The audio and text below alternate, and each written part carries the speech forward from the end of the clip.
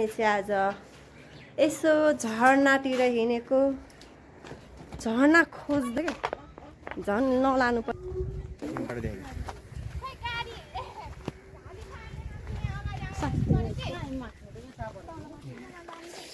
हाम्रो चाहिँ अहिले यस्तो छ बाटो चिनेको छैनन् भए पनि बाटो खोजी खोजी हिँड्दैछन् यता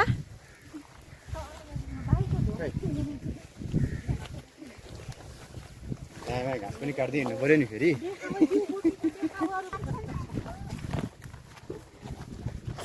के गर्ने साथीहरू कालोमाथि कालो हुने भयो हामी हाम्रो जेनी चाहिँ आमा कस्तो रमाइलो भएको थियो नि हाम्रो जेनीलाई त फर्स्ट टाइम आएको हो नि त जेनी त यो चाहिँ हाम्रो नयाँ यहाँनिर त पहिला गाडी हिँड्थ्यो होइन हिँड्थ्यो तर के अहिले के बाढी पहिरोले यस्तो भएको है बर्खाको यो चाहिँ हाम्रो पुरानो बजार भन्छ पुरानो बजार यसलाई नयाँ बजार यहाँ बजार छ है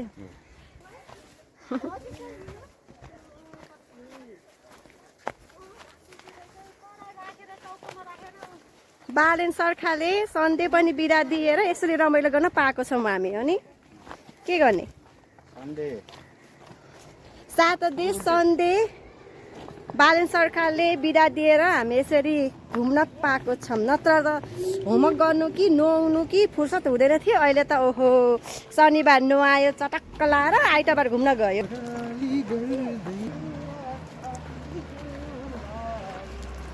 आज त बुहारी नानी कम्ता राम्री देखेकी छे नि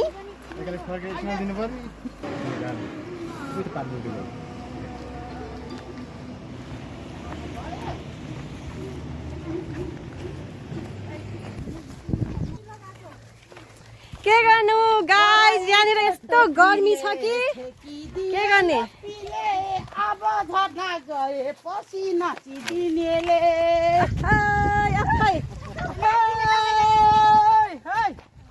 यसो त बाघ पनि तसेर भाग्छ होला